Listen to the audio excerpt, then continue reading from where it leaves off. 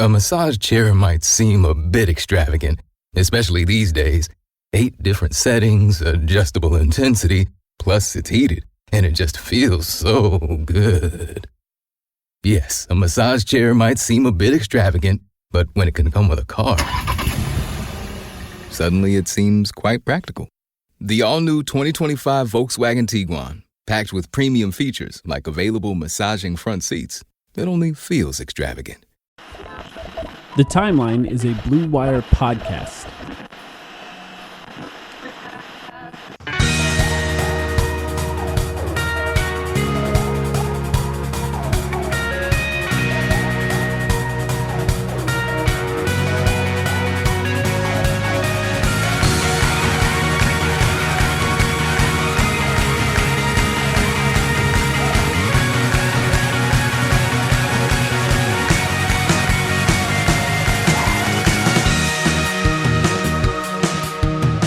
Welcome to the Timeline of Phoenix Suns podcast. My name is Mike, here with Sam. Sam, how you doing?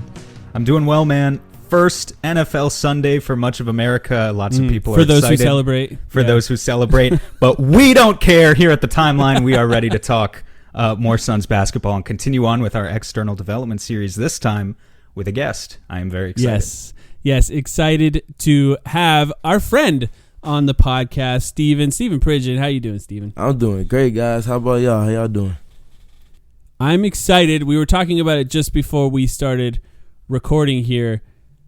It just feels like basketball's on the horizon now. I know football just started. I know for a lot of people, like, it's almost enough just to think about football. But for me, for us, the three of us on this podcast, it just feels like basketball's on the horizon, and I'm excited for that. For Steven and I, who live in like northern type places, it's kind of that first hint of cool fall air is starting to sprinkle in. For you guys in Phoenix, I guess it probably means that the temperature broke below 90 or 100 for the first time or something. But when NFL season comes around, you can feel it coming. It's like a tangible thing that marks the calendar. Most definitely. I think that was poetically said. Yes. Stephen, I want to just quickly mention, for those who may not know you, you do a lot in writing about basketball. You write, I think, occasionally for Bright Side of the Sun. Now you are also doing some occasional work on PHNX. You cover the Chicago Sky as well. Is there anything else I've missed in that? Nah, I've consolidated, thankfully, to those 3 outlets. I had a bunch of running tabs, just, making my deposits and efforts and getting those reps, but we consolidated it to those 3 moving forward. Yeah, perfect. And I was just talking about it too with you before we started recording, but the last time we had you on, we were covering what Kevin Durant would look like on the Phoenix Suns, and now we have the opportunity to cover Kevin Durant in this external development series. I'm really excited to talk about it. Let's get right into it. Let's do it. Now the story of an NBA team that traded everything and the one thing that could keep them all together.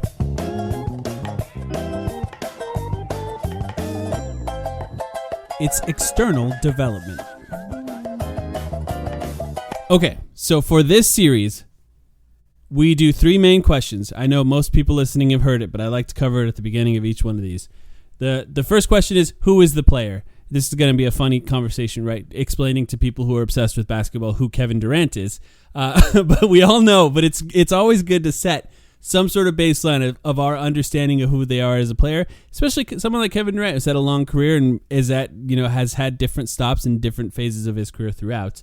And then we're going to talk about what we used to call the internal development part of the podcast, but more about how they can really fit into the Suns and how the Suns can fit around them, which is probably a little more of the conversation for Kevin Durant. And then at the end of it, we'll talk about how confident we are in the improvements or changes that need to be made in order for the Suns to ultimately, at this point, win a championship. That's what this conversation has become about, and that is what the expectations are for the Phoenix Suns this season. So let's get started with who Kevin Durant is. And Stephen, you could feel free to take this wherever you want, but when I talk about Kevin Durant, as a basketball player? We'll cover stats, we'll cover details, stuff like that as well. But what's the first thing that comes to mind for you? I think this is the perfect opportunity to bring up that clip from when he was it in Golden State, and they were asking some kind of baseline question. And his response was, "I'm Kevin freaking Durant. You know who I am." I feel like that's the most perfect way to start it right there. But if we want to be specific with looking at his accolades, we got a 2-time champion back-to-back in 2017 and 18, finals MVP in both of those, was the most improved in 2014, and then you can go into the more career-long stats like 13-time All-Star, 2-time All-Star MVP, 6 times All-First Team, like just maybe the most unicorn player to ever touch the hardwood. Yeah. Sam, what do you think? He's the greatest pure scorer in the history of the sport. That's Oh, that's what he is, and love it. I don't think that's such a unpopular opinion at this point. No. Though, like people have their reasons to hate KD. I get it. A lot of people still, hold a stigma against him because of the way things ended in OKC and going to Golden State and whatever. Even Brooklyn, a lot of people hated that move too. But the stats speak for themselves. Here's my first one of the episode. 2 players all time in NBA history have scored in a single season at least 25 points per game on 60% shooting from 2 and 40% shooting from 3. Those 2 players are Kevin Durant, age 34 last year, between the Brooklyn Nets and the Phoenix Suns, and 2013 LeBron James, which I think a lot of people was MVP LeBron James. I think a lot of people would also say was his absolute peak and at that time with the Miami Heat. He just every spot on the floor is his spot. There's no spot on the floor where he's not dangerous, where he can't cook you. That's who Kevin Durant is. I mean, he creates gravity from every spot on the floor in a way that, after only seeing it for 8 games in the regular season and a couple of rounds in the playoffs, I think we still have to reckon with. We still don't quite understand what that can do for the Suns' offense. I wrote a list of the ways that Kevin Durant can score. I'll just read it. He can score in isolation, off handoffs, catch and shoot, pick and roll as a ball handler, pick and roll as a screener, off movement, stand still. He can score with a hezzy. He can score with a crossover, with spins. He can score in the post. He can turn over his right shoulder. He can turn over his left shoulder. He can shoot fadeaways. He can hit shots at the rim, whether it be crazy finishes as layups. He can hit dunks. He can shoot step backs. There's essentially nothing as far as scoring the basketball that he can't do. And this is even just talking about last season. And it's just rare, I think, for a player to be this good, this old. And look, I'm not to say that he's old, but like oftentimes players will start declining at certain points. And you can talk about different ways that maybe he has, and we'll get to that in a minute. But statistically, when you look at it, at least in the regular season for him, last season was one of his best scoring seasons of his career. He was essentially the best mid-range scorer ever. It had the best mid-range scoring season in the history of the NBA last season at 34. And it's just remarkable to see his career. And, we talked about this. This is external development. Now, people will probably say, why is it not internal development? Fair. He did play on the Suns last year. But to me, 8 games and then, of course, the playoffs, which to me went by in a blur, it still doesn't feel like he's on the Suns for me. Like, I'm still getting used to it. I've watched every year of Kevin Durant's career, and with the combination of adding new players, adding a new coach, and the changes that are going to be made, integrating Kevin Durant into the Suns, into the system that we're going to have, still feels like something that needs to happen. It doesn't feel like something that happened last season. So for me, it's still like, it's just fresh. It's new. I know, Steven, I'm sure you've been a fan of Kevin Durant his whole career. Is this something that you feel used to at this point? Well, yeah, if you like basketball, you have to enjoy Kevin Durant's game. But yes, I would definitely agree with everything that you were just saying in regards to KD and just who he is, man. He's such a polarizing figure. And to do so at a very slender frame, like, it's just, the way he dominates the game is just special, man. He's just a special hooper. Now, I got some basic stats that I want to cover, too. And then I would like to hear if you guys have any that you find interesting. I want to hear those as well. But I was looking at last year's, just his scoring and what he did in the regular season and just the 8 games he played on the Suns. And I know it's not much, but I wanted to look at that period because, look, it's when he was next to Devin Booker, and that's what we're going to be looking at in the future. So I thought it was the most relevant. And just as far as a frequency of type of shots that he was shooting, 31% of his shots were catch and shoots, 52% were pull-up shots. Now, this is a guy who can do both. And this is with Chris Paul on the team. Now, how that number may change in the future with Bradley Beal is going to be interesting. But of his catch and shoots, he shot 40 catch and shoots. He made 60% of them in those 8 games, including 60% from 3. And then of his pull-up shots, he shot 67 of those, and he made 55% of his pull-up shots. So it's just insane when you start digging into how efficient Kevin Durant was last season. One thing I will note here, maybe it's more part of a future part of the conversation, but in the playoffs, that number did change pretty dramatically. The total percentage of shots that he took that were catch and shoots actually almost were halved. So it went from 31% of his shots to 18%. And the percentages went down from 60% in the regular season to 45% in the playoffs. Larger sample size in the playoffs for him, obviously, because only 8 games in the regular season. And then he shot 58% of his shots were pull-up shots, and he shot 42% on those. The efficiency almost identical for both of those in a similar way that it was in the regular season, but an overall dip in efficiency in the playoffs, which we can talk about why or what happened there later. But I did find the catch and shoot number sinking so much to be slightly interesting to me. Sam, do you have any specific stats? I know you already brought one up that you want to talk about with Kevin Durant.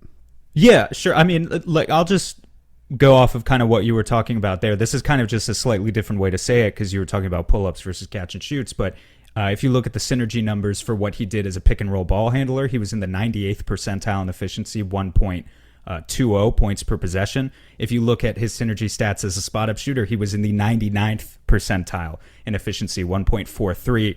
These are his stats between Phoenix and Brooklyn combined. Just to say that, reiterating, there's no wrong answer with how to use Kevin Durant on offense. I really don't think there is. And the ensuing conversation we need to have about, what they do end up doing with him, if he's going to be kind of more of a play initiator or play finisher, to what extent he's going to spend time as, like Monty Williams once referred to him as, an expensive decoy, just chilling in the corner or whatever, which he could do very well too, by the way. We're going to have to figure out exactly what that balance and split is. But all of that is more based on Beal and Booker. And so we need to have the discussion about how he fits with Beal and Booker specifically, because just for KD himself, he does it all, and he's among the league's best at all of these things. It's literally insane. Do you have any interesting stats there, Steven, that you want to cover? Yeah, so what really stood out to me, especially speaking to why he's the best pure scorer, which is his efficiency on volume. As a Phoenix Sun in the regular season last year, he was at 67.5% on his no-dribble pull-ups, which I feel like is a subtlety in this game, but it's one of the most lethal. You look at players like Kobe, Melo, T-Mac, all of those elite scorers all time had that zero-dribble pull-up, and I think the reason why it's so important is, for one, it's taking advantage of his stature, which means he has to get into optimized post position, which is something that I'm going to speak to later. But I think the other big thing about it is it forces him to exert zero energy. He doesn't have to take any dribbles. He doesn't have to really endure much contact because his no-dribble pull-ups oftentimes come with one leg in the air. So it just really speaks to his efficiencies just as a scorer, how easily he can do it to conserve his energy to be that two-way effective player that he can be. And then kind of going back to the pull-ups, on one attempt one dribble pull-ups he was at 50%, 2 dribble pull-ups he was at 62, and then 3 to 6 dribbles he was at 63.3%. That's so crazy. And it's just you talk about players that like to shoot off the dribble. Chris Paul is one of the best of all time, especially at his stature at doing that. Even for as efficient as he was on a lower volume, albeit, Kevin Durant's numbers increasing essentially with the more dribbles he takes. It's just unreal, man. It's such a riddle to solve across the entire NBA. I do think with Durant, there is a thing with him where if he's dribbling a lot towards the rim, there's a good chance that instead of trying to shoot a layup, he's going to just kind of drop his shoulder, absorb the contact, and shoot a fadeaway shot. Instead, and that to me is kind of similar to Chris Paul in that it's almost like instead of a layup, I'm shooting a jump shot on this shot, and both, of course, insanely efficient on those mid-range shots. But you talked about how he does what he does at such a slender frame. That ability to absorb contact and not necessarily even just absorb it, but look for it and use it as an advantage to create space for his jump shots is something that is, it's actually kind of hard to, it's, things we've been asking for other players in the Suns like DeAndre Ayton for a while, because it's hard to teach. You have to want to do it. And Durant, as somebody who is a slender player, does it. He's willing to absorb that contact. He's willing to create it in order to allow him to have space on that. But Sam, I know you wanted to say something on that as well. Well, just first of all, to what you were speaking to with Chris Paul there, I mean, duh, Kevin Durant is a better scorer than Chris Paul. We know that. But like one of the bigger things, what makes him so different, Chris Paul snaking the pick and roll, and then he's 90% of the time pulling up in that 16-foot area. Like, exactly where it's coming from. We know the spot. KD can absorb the contact, and he just takes significantly more attempts in that like 4 to 8 foot range, where it basically almost is a layup, but it's just kind of like that short floater range. And for him, like his percentages even in that area are still up in the 70 something percent. Like it's absolutely ridiculous what he can do from that area. The other thing I was just going to say was I think Steven made a really good point in just talking about the energy conservation on the whole zero dribble pull-up game from KD as really one of the things that distinguishes him even from Beal and Booker, and is hopefully going to help him in terms of not just conserving his energy to be a two-way player, which is what Steven made reference to, but also, in the best case scenario, injury prevention. It's something that's going to be really important for KD this year. You look at the drive statistics for these guys too. KD is like driving the ball maybe half as often as a guy like Bradley Beal, and he's also driving significantly less often than Devin Booker at his age.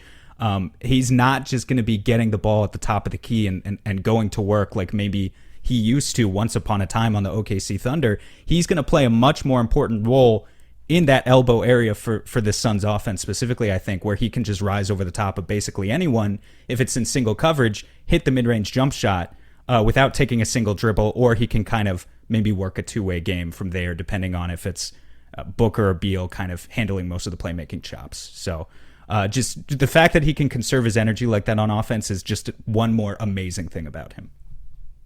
Yeah, especially because he likes to play a ton of minutes. He doesn't really want to come out of the game, and to be able to conserve energy well on the court is going to be important for this team, not only because, we're probably going to need him to play a lot of minutes come playoff time, but also you kind of have to pick your spots when there's 3-star players. It's just a different type of thing. I was looking at drives per game actually for Kevin Durant, being that you mentioned that, Sam. 5.5 drives per game on the Suns last year for Kevin Durant. This is regular season stats, which is a relatively low number. Not low for someone who's 6'11", but low for someone that has the ball control that Kevin Durant does. And look, he's not Giannis. And if he played like Giannis, it would be a disaster because he wouldn't last long in a season if he was as reckless as Giannis is. Giannis is just one of those guys like LeBron who can do that over and over and over again without getting injured. But if you look at previous seasons for Kevin Durant, I did find the numbers to be kind of interesting. 5.5 last season on the Suns. Previous season, full season in Brooklyn, 9.8 per game, which is a lot at the age that Kevin Durant was playing at on that team. The previous season, 2021, when he was coming back from injury, only 32 games played, 8.4 drives per game. And then the last 2 seasons he was on Golden State, 2019, 7.5 drives per game. But then 2018, almost identical to what he did on the Suns, 5.7 drives per game. And this is all of this to say that the 5.5 drives per game for Durant, even if it feels like a low number, it doesn't really feel concerning in a way. Now, I would like to ask both of you, first of all, what you think about these numbers, but also how you think Kevin Durant has changed over the years, because I do think the drives has something to do with that. But I do look at his time in Golden State now because of the type of players that he was playing with. I feel like there's more to learn from that than there is to learn from his time playing with Kyrie Irving and James Harden. Barely playing with Kyrie Irving and James Harden. Yeah, they only played a few games there, right? Yeah, it's just, but also it's so different. It's just so dramatically different to play with guys like Bradley Beal and Devin Booker than James Harden and Kyrie Irving. And I'm more interested in that. And I did find that 5.7 number drives per game as interesting when he was on the Golden State Warriors. That's how far back I had to go for him to have a season that was even comparable, I think, to this last season in his time with the Suns. And it could change. I think it's going to change dramatically. In fact, when we get to the next segment, I want to talk about what Frank Vogel talked about with this Suns team and how he anticipates they're going to be playing offense. But, Steven, I want to ask you what you think about those drives numbers. And just from a general sense, I know you've watched Kevin Durant his whole career, similarly to Sam and I. How do you think he's developed and changed his game over the years and where he is now compared to maybe where he was 5, 6, 7, 10 years ago even?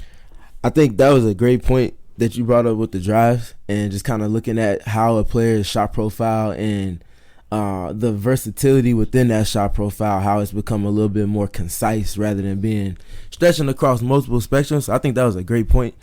I think some of his methods of operation, I can vividly remember him coming off staggers sometimes on a higher volume in Oklahoma City, whether it be just for the catch or for him to get into his footwork and go and catch and shoot. Somewhat similarly to how Ray Allen or like Steph Curry would. But I think just the usage coming off of screens, I think it's more so pin downs for a catch position than it is for him coming off of pin down variations and cross screen variations to get into like an actual shot off the catch right away. I think that's a unique thing, and I think it helps for him to dictate the game even more because without the drives, he has to kind of move the pieces around him just in a more unique manner.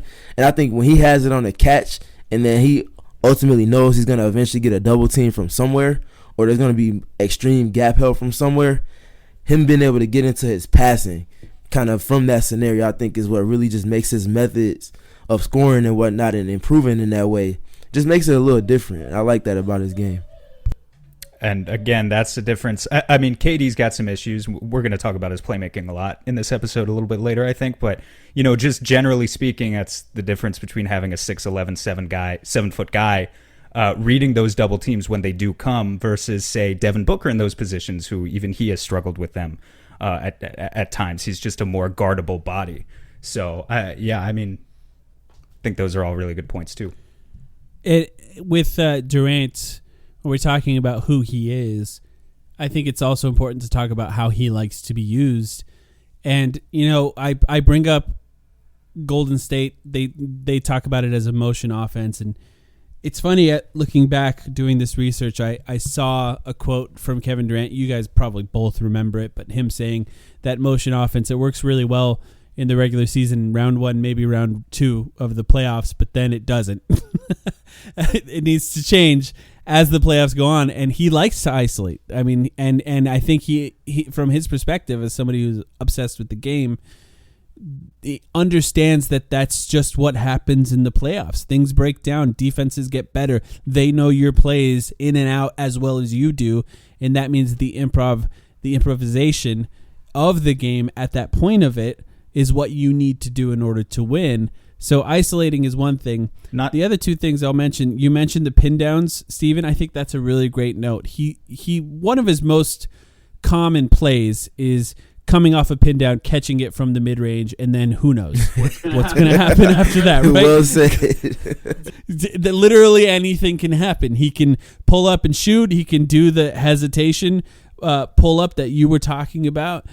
He can drive. He can pass. He can turn it into a post up if he wants to. There's just so many options out of that. And then, of course, the other one, I think, and this really, I think, was something that we saw in the playoffs, and I'm curious how much this happens next season. We saw it more in the playoffs than the regular season, and that's just him as a pick and roll ball handler. He likes to do that, and there is such a huge advantage to running pick and rolls when the ball handler is really tall. You can do inverted pick and rolls with the smaller guy screening, turn it into an isolation against the smaller defender. Of course, if they trap, he's got the size to pass over those guys to roll man or shooters, depending on where the defenders are. Or he can just pass. And he, I looked at a lot of stats for him. The pick and roll points per possession in the playoffs is like 1.2. It was really good. And that is from all different types of plays that he can make as a pick and roll ball handler. Sam, you had something to say there, right?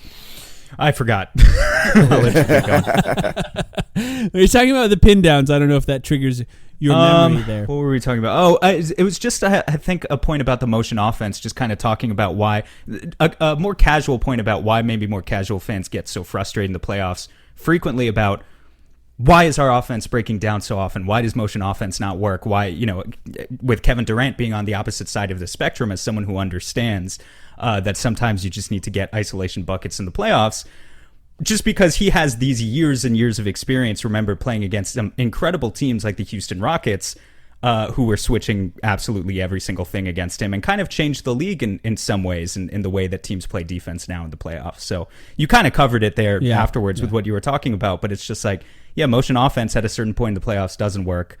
You have to assume that everything's going to be a switch, and so you need to be ready to exploit mismatches. Not with 100% of your offense. That can have some flaws too, but yeah, that's where the inverted ball screens and all that other stuff comes into play. And I think you both made great points with fans getting annoyed with how offense bogs down in terms of the movement and all of that stuff come second round, halfway through the second round into the finals and then the NBA finals.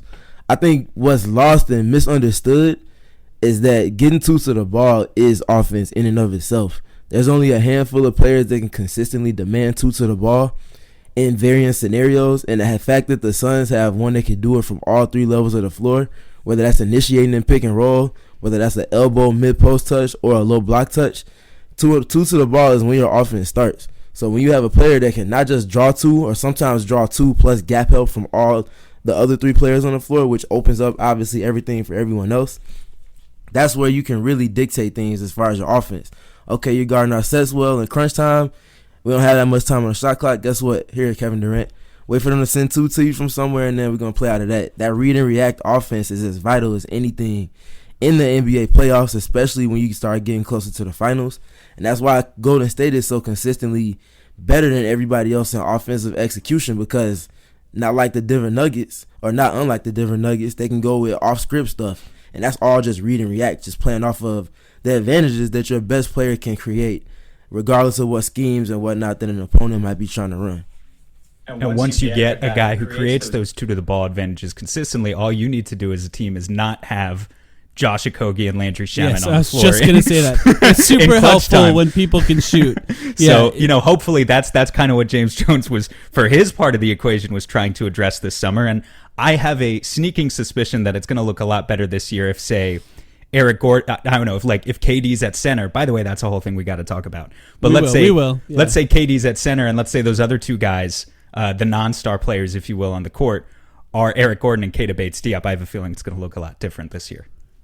Yeah, and I think when we initially had the conversation with you, Steven, about this Suns team and how it could look with Kevin Durant, I think you really hammered home post-ups, which is the other play that Kevin Durant likes to do. But what's interesting about the way that post-ups were used, particularly with the Suns, is that it is a pretty sacrificial play for Kevin Durant in those. Like, if they are going to guard him one-on-one, Kevin Durant can turn that into a bucket a good, probably more than half of the time that happens. But they don't, right? As soon as he catches the ball in the post, there's the second guy running at him, and just like you talked about, kind of all zoning up on him and closing the entire court down to try to make sure that he can't do too much with it. And then it becomes about swinging the ball. It's about playing 4-on-3, right? It's about trying to find ways to score off of that gravity. But I thought that was something in particular, Steven, that you really nailed when trying to predict how it would look. And I imagine it's going to look even better when there's shooters around. Was that something that did not surprise you when you saw it on the Suns last season? It did not. And I think just kind of in addition to a point that you made with the ability to knock down shots out of that with the rotating defense, having the advantage mostly for players on offense versus players on defense out of that, I think the cutting is something else that's going to be really important for the Suns team. KBD is a good cutter. Watanabe can cut. Base Diop can cut. There's just so many other pieces that they've added, and even more than all of that, Bradley Beal is a sacrificial cutter because he knows he's going to get attention, but he's also efficient and effective at it as well. So I think having yet another star that can excel off the ball but also help with your cutting and things like that is just really going to tilt courts for them and get wide open looks galore for everybody.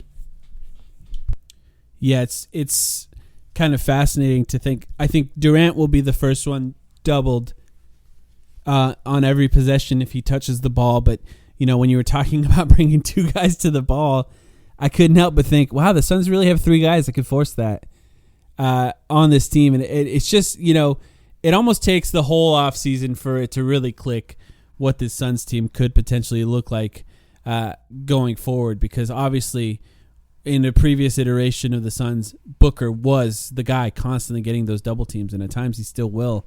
But now the fact that they have three, it's just going to be so fascinating to see how this team reads and reacts. Now, I want to switch over to the next part because I have a feeling we all have a lot to say, but I want to give each of you an opportunity. Is there anything else that you want to talk about? Sam, I'll go with you first here, about Kevin Durant and who he is before we switch over to how this can look on the Suns next season. I guess it would just be remiss of us not to make a quick note on the defensive side of the ball, because we're making the point that, look, this is a two-way impactful player.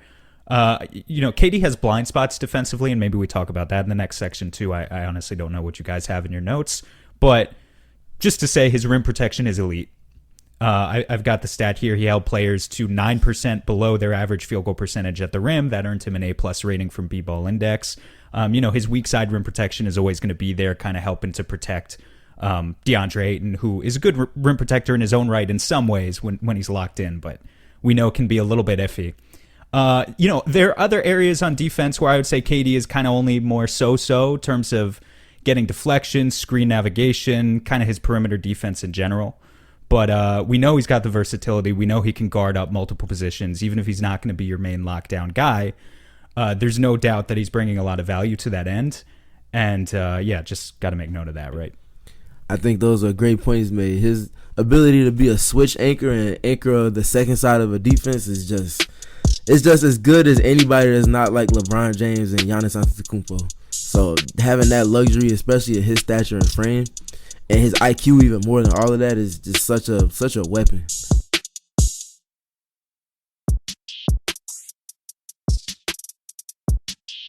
All right, let's talk about how things could potentially look next season. Now, traditionally, this is the internal development part of the podcast, but I think with Kevin Durant, it's really interesting to think about this through the perspective of, look, the coach was fired last season, and part of the reason the coach was fired is probably because of maybe not utilizing the team around Kevin Durant as well as it could have been utilized. So I think that we can anticipate things changing and things looking a little bit different. Now, maybe that's defensively only, and Kevin Young won't make too many changes offensively, but based on everything we've heard offensively, it sounds like, one, they're going to be much faster, right? This is something Frank Vogel has really hammered home multiple times. It's almost going to be a race for Bradley Beal, Devin Booker, Kevin Durant to be down the floor first, because those guys are going to get to shoot if they're down the floor first based on the way Frank Vogel has talked about it. But also, no more Chris Paul. And, of course, I'm looking at all this through the offensive lens first, but no more Chris Paul on the Suns means that it's different. The thing about Chris Paul, so good, such a great offensive player, such an amazing basketball brain. But in order to really maximize Chris Paul, you play Chris Paul ball. You have to kind of play the way that he has maximized himself over the years. Now I think they're a little bit more versatile. Now I think they're a little bit more malleable. And predicting what it will look like is, at least for me, kind of hard. So we can talk about exactly what we think Kevin Durant can look like on the Suns this year.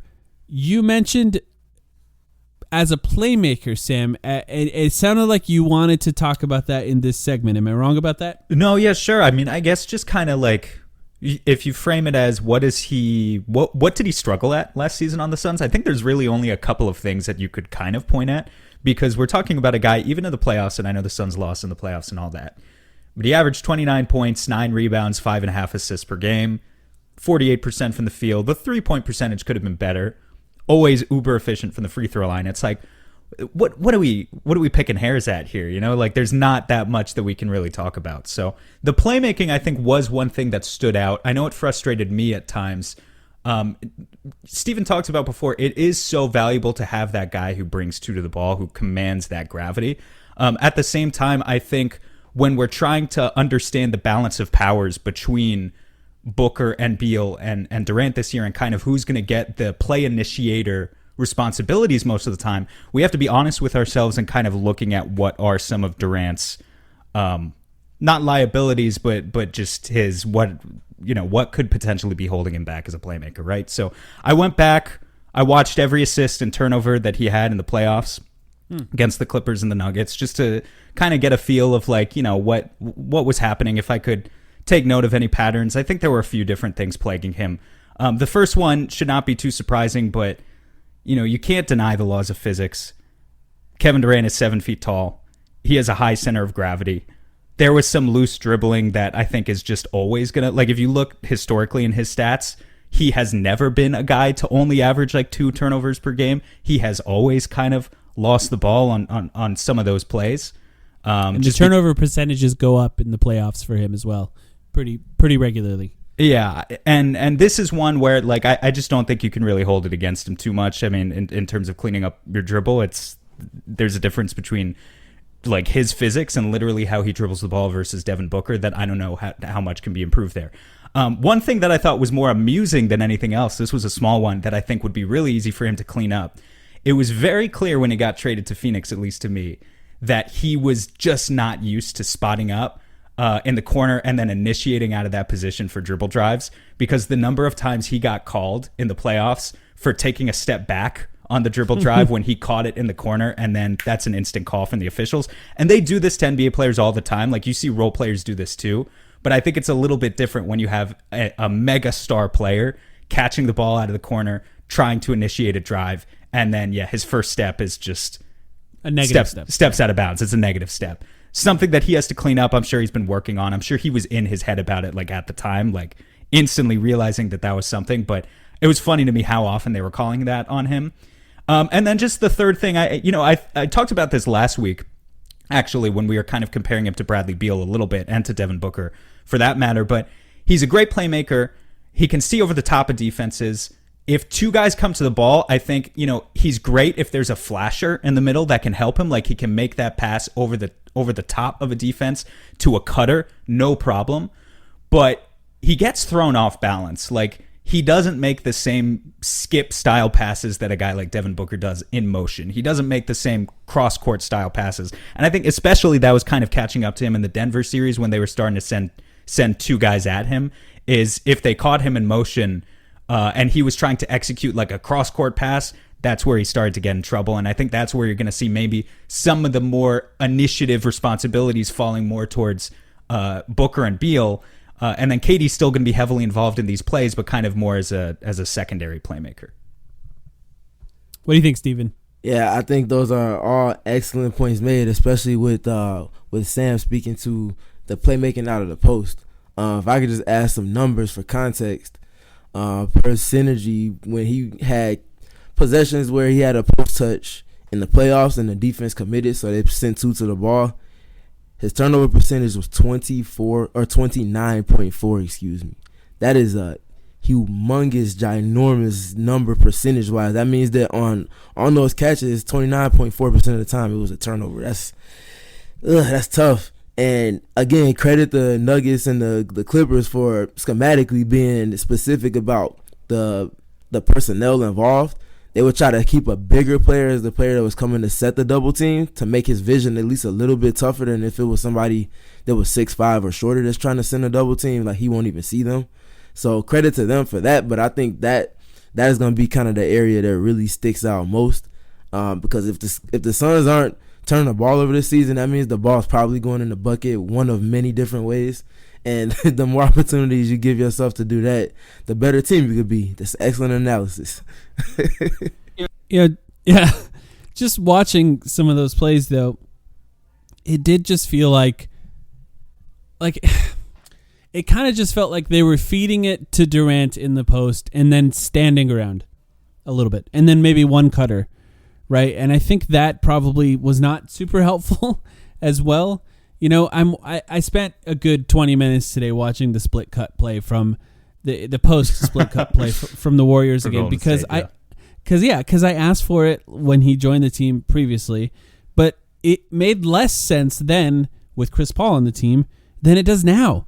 Like, now they almost have to do that now, because now you can run a split cut play. And for those who don't know what that is, first of all, you can find it pretty easily on YouTube, but the basics of it is the ball is fed into the post, and the person that is the closest to passing it. Oh, here's a great example of talking about how it would look.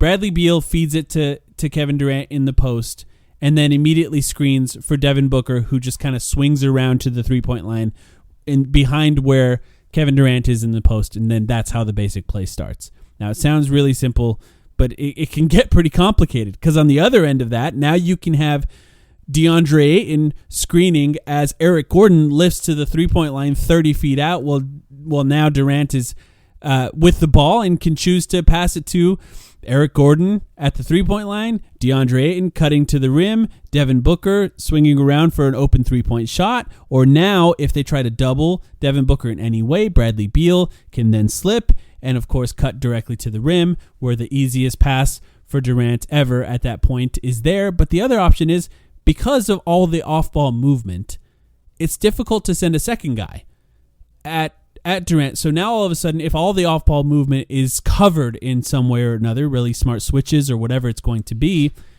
Durant could just shoot it. You have an option of one of the best mid-range shooters, if not the best mid-range shooter of all time, shooting a mid-range shot. And, you know, it's just, you start to understand why Monty was fired. Not to say that he wasn't a great coach, but there was just so much more, I think, that could have been done. The Nuggets, I think, in particular, to your point, did a great job and probably were one of the best matchups for actually guarding Kevin Durant. Just having Aaron Gordon on the team, he was so excellent in that series. He was so good, and he's exactly the body type that could bother Durant in a way. Whereas just most defenders don't. It's like they're not even there. But a bigger, stronger guy who is tall enough and athletic enough to contest the shot and not be moved in the post is exactly what you want. But I think on the other side of that, the limitations of having Chris Paul on the team, and someone who probably is not going to be comfortable setting a ton of screens, but also can't really shoot off movement and really doesn't prefer to even shoot off the catch, although he can try in the playoffs. Stationary.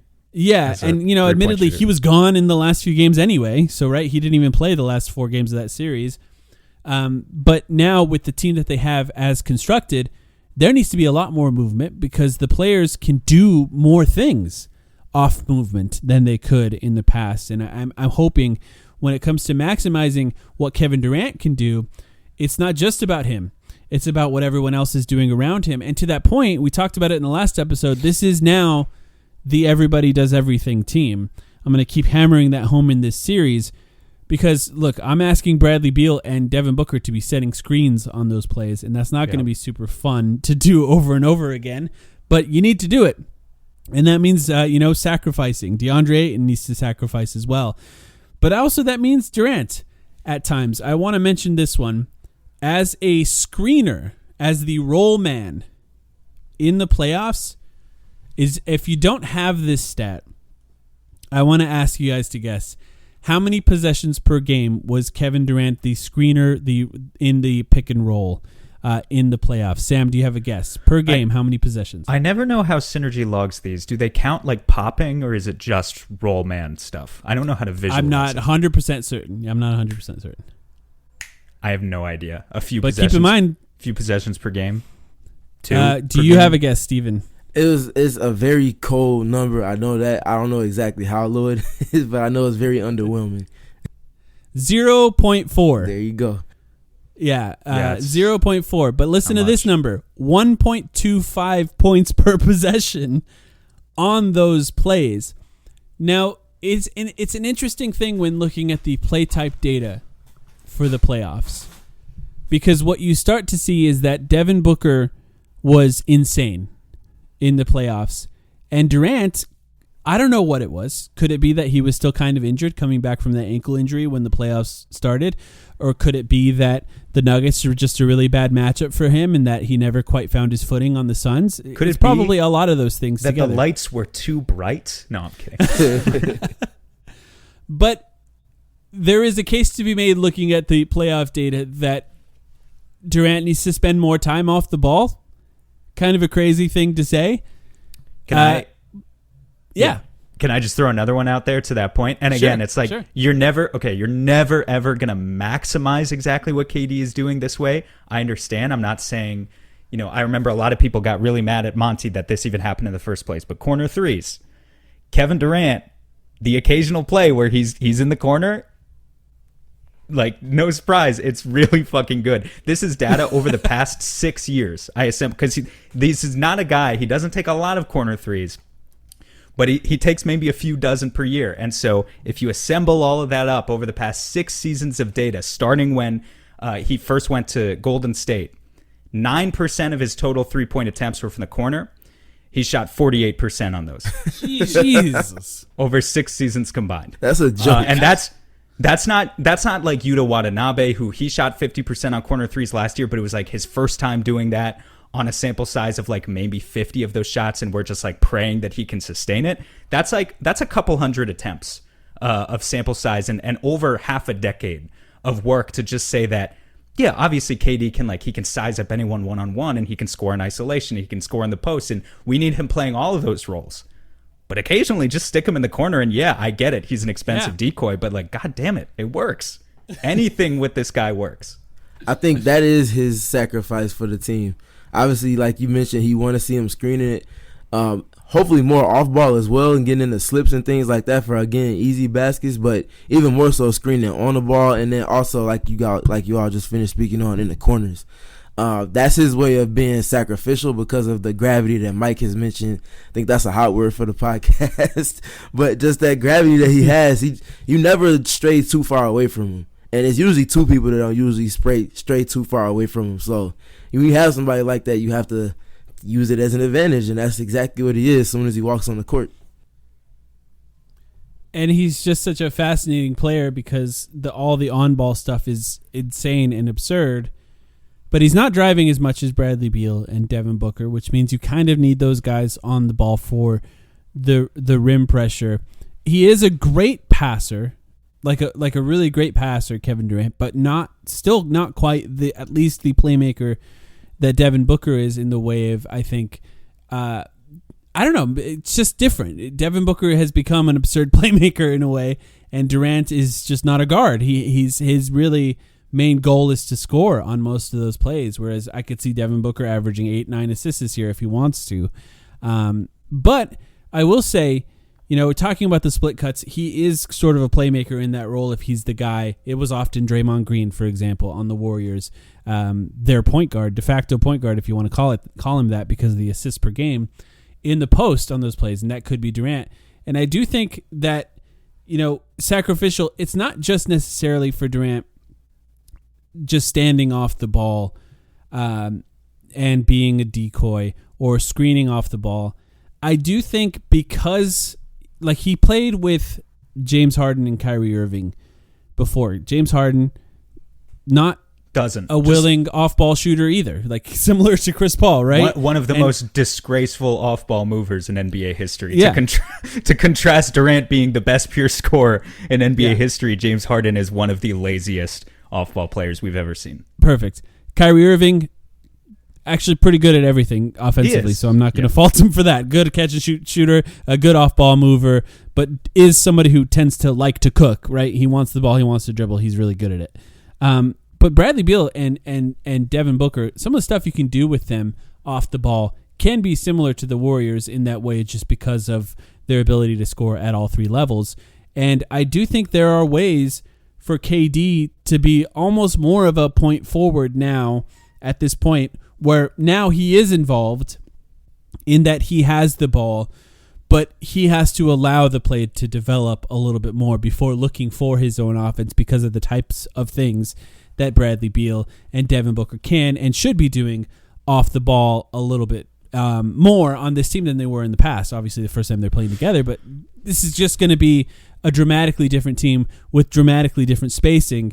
And I think Kevin Durant, you look at what I hate to just be a prisoner of the moment here, but you look at what the Nuggets can do with Jokic, who, of course, is one of the greatest passers ever, but the ability to have a tall player who can play make from the top of the key, the amount of spacing that provides, especially when they play at center, which is something Kevin Durant can do, is just insane. And it's obviously something that defenses are struggling to keep up with in today's modern NBA.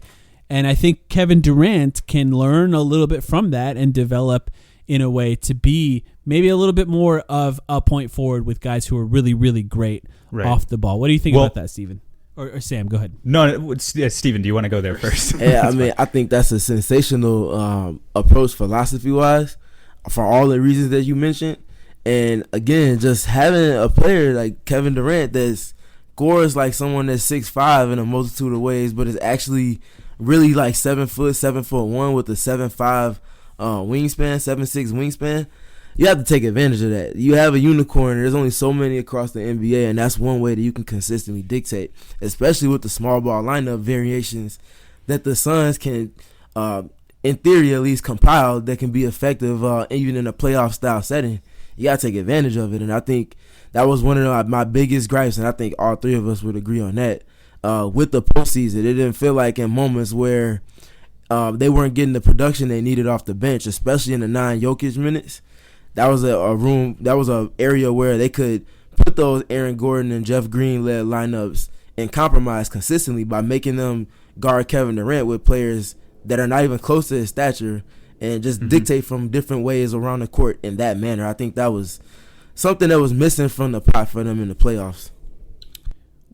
So if we're finally here, then I'm just ready to leap into my Kevin Durant at center stats. Actually, you know, look, we all watched every possession in the playoffs, so we saw it. Like, it happened in 60 or maybe 90-second stints a couple of times, and I'm talking about the 8 regular season games too. Like, the Suns played KD at center a few times, not enough to ever really get a true flow or a rhythm with those lineups. Not enough to build a rotation that actually made sense. Contrast that to what he did in Brooklyn in the first half of last season. According to Cleaning the Glass, if you trust their stats, 30% of KD's minutes with Brooklyn last season were at the center position. Do you want to know their net rating in those in those minutes? It was elite. I know that. Plus 14 per 100 possessions with KD at center. Plus 4, these are the Nets, not the Suns. Plus 4 in the other 70% of his minutes at power forward, his natural position of power forward, which is to say, still a good team. You know, if you're consistently hitting plus 4 net rating per 100, that's a good team. You know, the contenders tend to be around plus 7, plus 8, plus 9 overall, something like that. But plus 14, to Steven's point, is elite. And the fact that we just never saw it. Like, they had an offensive rating when Kevin Durant was at center. They were consistently just pairing him up, not even with good defensive players. Oftentimes with just shooters. Like, just let's put Seth Curry on the floor. Let's put Joe Harris on the floor. These are not good defenders. Sometimes they were good defenders. Like, they would throw out, I don't know, Royce O'Neal or or some other wing players. But their offensive rating when KD was at center was 125 last season, which is mind-bendingly awesome offense. It's just like, you can't do anything to stop that. There's nothing you can do. And so the fact that you were talking about it earlier with kind of the split cuts, Mike, and you understand why Monty was fired, but this is the big thing to me where it's like, I can't believe that we never went to this more. Because not only does it make sense on paper, you can just talk it out and it makes sense. But when you have the objective data that's also saying you should do this, and then you don't go to it, it is just a little bit of a mind fuck for me. Well, I do think it's hard for the Suns last season. Like, for example, I bring up the lack of plays with Kevin Durant as a screener on pick and rolls. And part of the reason it was only 0.4 in the playoffs was that number one in the entire playoffs in possessions as a screen and roll man in the entire NBA. Do you want to guess? DeAndre Ayton. Yeah. Right? And so you have to find time for DeAndre Ayton to play if he's one of your four best players on the team, which he was last year, he will be in this coming year. Right? And then Jock Landale was playing really well. And it was a tough position to put Monty Williams in the playoffs to find time to do that. I do still agree that he should have done it, and I hope to see it more in the coming years, but the coach has to be relentless with the decisions that they make in order for the team to be able to win an NBA title. And Jokic is Jokic. It's like the worst possible matchup for you to want to deploy that lineup against the Jokic minutes. But I think, to agree with what Steven said earlier, we're talking more about like the Jeff Green, the Aaron Gordon type minutes, right? Of like, why was there not a response there? It's just baffling. Especially in a series, the demands for scoring is going to be as high as it was against any other team you would have seen in the playoffs, even if you did make it to the finals last season. It's going to be better with shooters, guys. I'm pretty excited to see this team with capable shooters. Will the defense suffer as a result? Yeah, probably a little bit. I'm not fully convinced that Bradley Beal's the reason for that, being that if you look at the data for Chris Paul, it wasn't great last season either. But outside of that, I think you could make that case. But I think it'll be pretty fascinating. Defensively, though, when we talk about Kevin Durant, if you look at like the tracking statistics, the B-ball index data, got to shout them out too. At some point of every one of these podcasts, I got to mention them. He's much more of an interior defender at this point of his career than a perimeter defender. Can he defend on the perimeter? Yes, he's a capable perimeter defender, but his best usage is as a sort of weak side help defender at the rim, where he can just block shots, deter people from getting into the rim, force them to change their shots, that kind of thing. I think that when talking about how this team will play defense, I think the most likely scenario with the personnel that they have right now is that they go into most games, especially in the regular season, switching 1 through 4, meaning Durant is going to be guarding guys in the perimeter pretty regularly, and that's just how the defense is going to look in the regular season. Do you agree with that, Steven? Is that something you think they're going to do with this personnel that they have right now? And I think he holds up pretty well. What's your opinion of him as a perimeter defender as far as the switch situations? I think he's one of the best just because of his size. He can take away if somebody tries to like ghost into cutting off the ball, if they try to like slip like Mikal Bridges would like to do. Kevin Durant's stature blocks that pass, so you might have created a reaction advantage, but can you get the ball there? No. So it's like he's just such a connecting piece, especially when it comes to switching specifically. And when you're able to play in multiple schemes over the course of a game and keep teams at bay and flatten them out in moments when you want to, it's just the ultimate weapon. What do you think defensively, Sam, about Durant? Is there anything that you'd like to see different next season than you saw in the previous season? He's gonna hold up. I think he's gonna hold up. We're talking about him mostly in terms of set defense so far, right? Like I think that's kind of where we've put our focus, and in those 1 through 4 switch situations, I think he's gonna be okay. I guess I'd also just want to quickly touch on maybe transition defense. I think is gonna be a big deal for this team this year. Was an area where they waned a little bit last season at times. And when you look at some of the weaknesses we talked about it last week with Bradley Beal, it's also just a fact that Kevin Durant is not a good offensive rebounder. He never has been in his career. He's never significantly gone for those offensive rebounding chances, which is fine. Like I think, at age 35, first of all, you don't necessarily want him battling in those scrums and putting himself in positions where it could affect his durability, right? So that's fine. But if you've got multiple guys logging heavy minutes now between Beal, between Durant, where you're kind of just admitting to yourself, we're not going to be a heavy offensive rebounding team, maybe unless DeAndre Ayton is dominant every night or you start Josh Okogie or something. How do you flip that weakness into a strength? Vogel really needs to hammer down the transition defensive principles for those guys, and so that includes a lot of Durant's positioning and Beal's as well. They're going to be really important on that end, I think. That's a great point. And, Chris Paul never turned it over. So we always had that advantage of it's defense to not turn it over because you're not giving up a live ball turnover.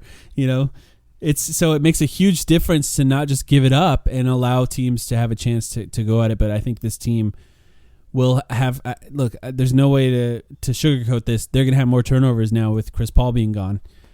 So that means that style of defense, running back, getting to the ball, stopping the ball, and then finding guys off ball, it's going to be a lot, especially if they're playing fast offensively. It's a lot of running. And, this is sort of the theme, right? Sacrificing. But a few more possessions with KD where he just gets to, like Steven was talking about at the beginning of the episode, if he just gets to chill in the elbow with his zero dribble possessions, if he just gets to chill in the corner occasionally, what is all that energy being conserved for? It's being conserved for something. It's being conserved so that you can make your impact on defense. The set defense is going to be really super important as well. But sometimes that's just going to be hustling back and getting back on transition defense. Again, because we just know KD's not a hustle offensive rebounder. He never has been. So last thing I want to say for this segment, for me at least, is that I mentioned it with Bradley Beal. I'm going to mention it now with Kevin Durant, and I will mention it with Devin Booker. But the way in which this team is going to ask players to sacrifice in order for this team to succeed only works if the leaders of the team are doing it as well. And that means that it has to be obvious that they're not bothered by it. Now, there's a famous possession, as we know, in Golden State where Draymond did not want to pass it to Kevin Durant, and people point at that as the reason he left Golden State. But Devin Booker has been sacrificing a lot in their winning recently with playing with Chris Paul and playing with other players. We need Devin Booker to continue to sacrifice because ultimately I think he is the main leader of this team. And then, of course, Kevin Durant is right there with him as the other main leader of this team. And we need them to exemplify that on a regular basis on this team, setting screens for guys, being a decoy, cutting as a decoy, absorbing contact so that other people can score, being willing to stand off the ball occasionally on plays, or maybe even not taking that shot as the shot clock expires or as the end of the quarter expires. And those kinds of things, getting rebounds when necessary, running back in transition, all the things that we've talked about, they need to exemplify this because we're going to be asking Bradley Beal, who was the best player on his team for the last 6 years, to sacrifice for this team. We're going to be asking DeAndre Ayton, who is a max contract player who on a lot of other teams in the NBA would be taking probably the second most shots. We're going to be asking him to take the fourth most shots on this team. So all of them need to exemplify that in order for it to work going into the playoffs. And that is something that maybe it's a little bit more mental, maybe it's a little bit more nebulous as far as how to describe it. But that's something that Kevin Durant needs to do on this team next season as well. And I think he's very capable of it. And I think he's all about winning. He's obsessed with basketball, as we know. So it's something I expect him to do, I think. What do you think about that, Steven? Yeah, I think that's a great point. And I think that's one of the pieces in his overarching dynamic that was underrated in his addition last season. There was a little bit of uneasiness with the Suns roster in terms of expecting things to change at some point, and the pressure that was kind of adding up on that rendition of the team. And there was some need for change in some ways. And I think that one of the things that Durant brought in outside of his all-time level talents and scoring abilities was the leadership. I think one of the quickest things we noticed was his reach with DeAndre Ayton, who was disgruntled all season for reasons that we know and some reasons we still don't know. But I think that reach and being able to have his ear and have his attention and even be seen speaking to him during games, and just kind of upping his confidence and having him play closer to the type of player that we all see him to be able to be, I think that's important. And then also, obviously, more than anything else, the connection with Devin Booker. I mean, those dudes are in some type of bromance that is going to bring a different type of chemistry. And it's really dope to see just because you know how D-Book is, you know how KD is. Those are two of the most just pure hoopers. If they're not hooping in terms of working out, guess what? They're probably watching a game somewhere. Might even be a high school team like they did when they came to Chicago. So it's just such a kindred spirits type relationship there that their leadership should definitely benefit from it as a team. He's also such an unselfish player, like almost sometimes a little bit to a fault. But it was fun just to watch him in the playoffs, like obviously trusting role players who are clearly much worse than him. Like I remember in the case of Jock Landale, he developed some great chemistry with Jock Landale that we noticed, assisting him a lot of times in the playoffs. He also, if you go back to Brooklyn, had that bromance, if you want to talk about another bromance, with Watanabe. That's a guy who he really played well with, loved his hustle in Brooklyn, loved his ability to shoot the corner three and kind of the three-point shot in general, and argued for him, I think, to be one of the guys that the Suns brought in this summer. So, you know, unselfish sometimes a little bit to a fault, but I think we're going to see him reach out and we're going to see his leadership that you're speaking to, Stephen, as it relates to kind of basically everyone 1 through 15 or 1 through 17 now, however many two-way spots there are on the roster. It's not just going to be how he interacts with DA, how he interacts with Book or Beal. I think it's going to be everyone. Yep, I agree with that as well. And just to sort of shift to the last part of this podcast, I will say, and this is a point that you made there as well, Stephen, I'm pretty confident in his ability to do that. I think it's something that's going to be really important for him. The thing about Durant is that he has been picked apart and dissected throughout his career. Every decision he's made off the court, every decision he's made on the court has been called into question time and time again. And I think that what is important to him at this point of his career is continuing to be competitive, continuing to win, and continuing to have a chance to win a championship. And that's something that I think will bleed into every single part of his time here in Phoenix, and I'm very excited to watch it. Now, some of the other stuff, as far as his ability to be somewhat more of a point forward, as I described it, the Suns running split cuts, maybe that's not entirely up to him. That'll be how the Suns are coached. Maybe we'll have to do a Frank Vogel external development episode at some point of this run. Sam, we're not doing that. No, if you there's no stats. I'm putting my foot down. We're not doing that. Maybe at some point in the season, but not before the season. But the point is, like, there's a lot of ways that he can develop, a lot of the things that he can change, but so much of it, I think, will be dependent on the rest of the team and what happens. And, I've mentioned it time and time again here, but I think this is one of the harder seasons to predict what it's going to look like, because ultimately, if you want to call it a hierarchy of stars, it'll develop. Like, it's not something that you can force onto this team. It'll have to develop based on how they play and how they interact with each other. The one thing I can predict is I think it's going to look really good, especially come playoff time, as long as everybody's healthy. But how exactly it's going to look is something that is going to be all of us are going to experience it together, I guess. Stephen, is there any element of this conversation that you feel very confident that he's going to develop in, and maybe something you feel a little less confident in? Yeah, I think he's going to improve his with the turnovers. That's something that he spoke on at multiple times in the postseason, post-game, and respective games, where he just kind of gauged the box score and he would mention the turnovers. And you could tell it's something that's eating at him, because he's, like, past being a competitor and all of that stuff that makes him great, he's a perfectionist. We see that in his jump shot looking the same every single time he takes it. And a lot of his moves in general that he makes, the 1 and 2 dribble pull-ups, they're mesmerizing because they look the same every time, regardless of who the defender is and whatnot. So I think him getting a better feel for the playmaking part, and obviously we're talking about somebody that's been an above-average playmaker his entire career and one of the best playmakers for someone that's over like 6'8 or 6'9 in NBA history. But just finding a way to be more efficient with the ball and not turning the ball over as much, I think it's something that he's going to really key in on this season. And I think it's something that I have a lot of confidence in him doing better.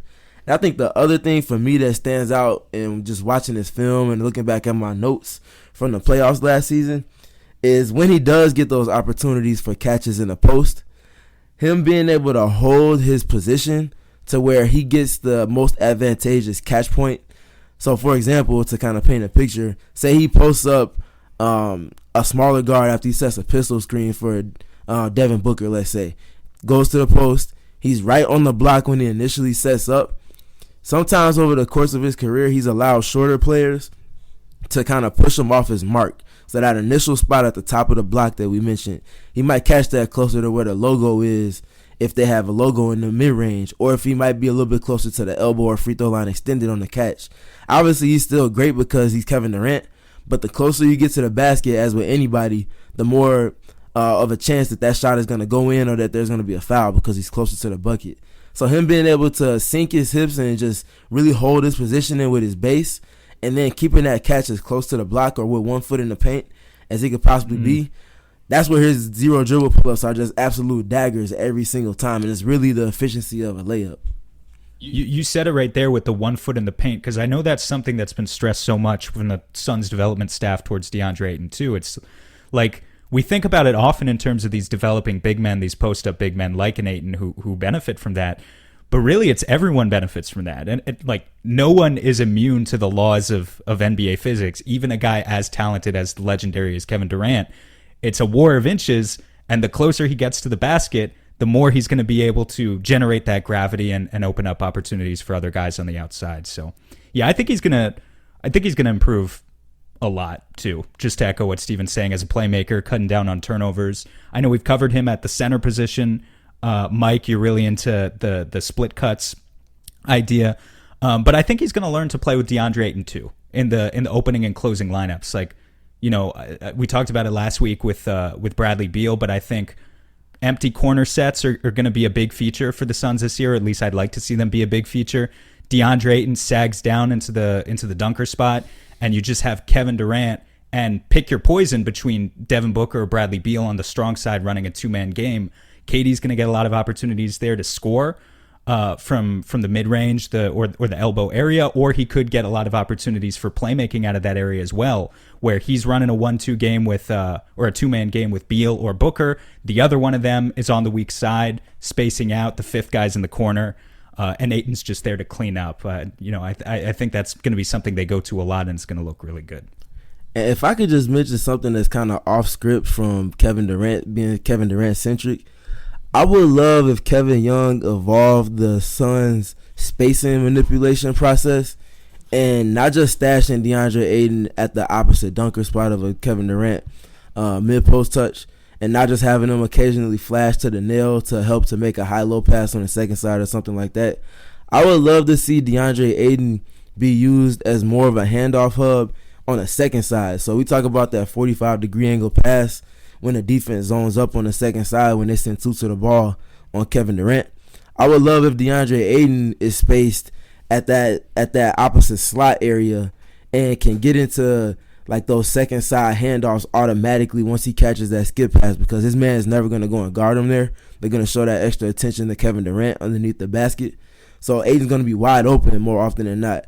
I would love to see him get in those situations where he catches, and now, like you all mentioned, whichever one of Devin Booker and Bradley Beal being the post-entry passer, which is a whole nother weapon in and of itself, but whichever one of those two isn't involved in that action directly from the second side, if they could get into just a catch and then get into a dribble handoff from DeAndre Ayton, kind of like how the Miami Heat used Bam Adebayo, I think that would be an excellent way to keep pace in terms of playing out of an advantage and even just add to an advantage. Just looking at the numbers from the second side and just the way that Ayton is featured within the offense. Yes, it's interesting you might bring that up. I watched some footage of Durant this morning, and they did something similar with Durant screening on the ball for Chris Paul, and then Chris Paul swung it to Devin Booker, where DeAndre Ayton was already in the screen position for a second side pick and roll, and that's essentially the same thing, except the ball swings to Ayton first. And we talked about it in the Beal episode. Beal was essentially the most efficient scorer off handoffs in the NBA last season. Yep. So if you're going to do that, I would say use Beal a lot in those scenarios.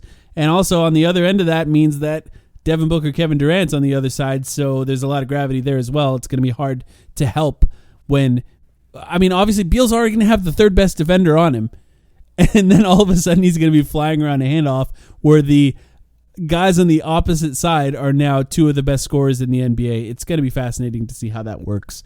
And you pick your poison. It's either a three from Booker or Durant or a dunk by Bradley Beal. And even if they help, it could be a dunk by Ayton. Like, there's so many options. You leave the fifth guy wide open, but then if that fifth guy is Eric Gordon, yeah, good luck. It's over. And even then, it still might not work. You could still find Durant and Booker.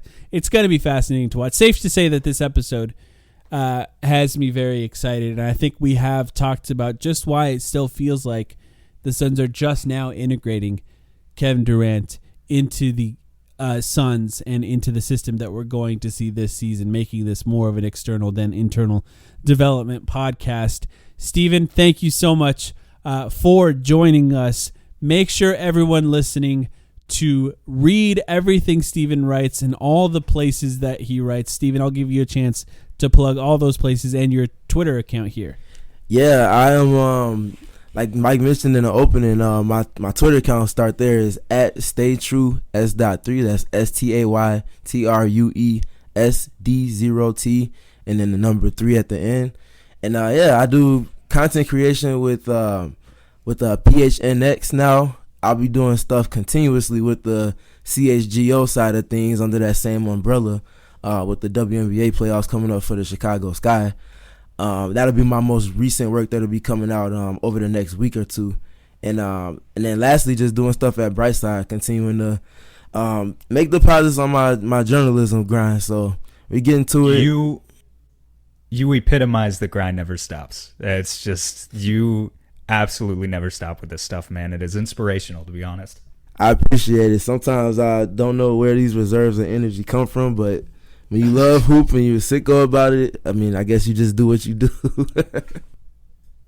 Thank you so much for joining us, Steven. I appreciate y'all Mike, always. Be great. One more thing, if I can plug before we go here. I didn't bring this up for you, Mike, but this week, to celebrate Kevin Durant External Development Week, are we doing it? Are we watching we're definitely going to try. Are we watching the 2012 film Thunderstruck starring Kevin Durant live on playback? Follow along on our Twitter accounts to figure out exactly when that's going to be. We're going to try and watch that on playback. This was an idea that originated on a Patreon episode a couple weeks back, and we were talking about it in our Discord server. So, I think we're going to try and do that. Do either of you guys want to guess the Rotten Tomatoes score for this movie? 17. It's 27. So if you would like to be one of the lucky 27% of people who like this film, join us. Again, sometime this week. We haven't announced a time yet, but we're going to try and watch it. Should be a lot of fun. People have requested ways to use playback. Obviously, during the season, we try and do them relatively often because it's fun to watch games live, Suns games live, that is.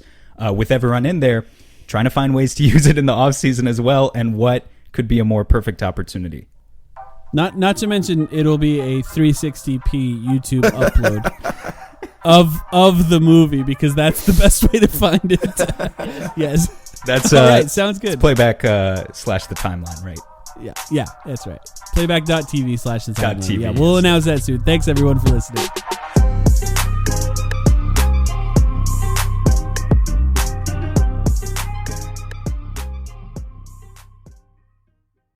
For over a century, Johnny Walker has shared its bold spirit with the game of golf. Now, crafted with Devereaux Golf, Johnny Walker introduces the Johnny Walker Blue Label-inspired Sunday Golf Bag, elevating the game with sleek design, blue label hues, and refined gold accents. Celebrate your hole-in-one with a premium Sunday bag crafted by Devereaux Golf. Submit proof of your achievement to johnnywalker.com/blue-in-1. Please drink responsibly.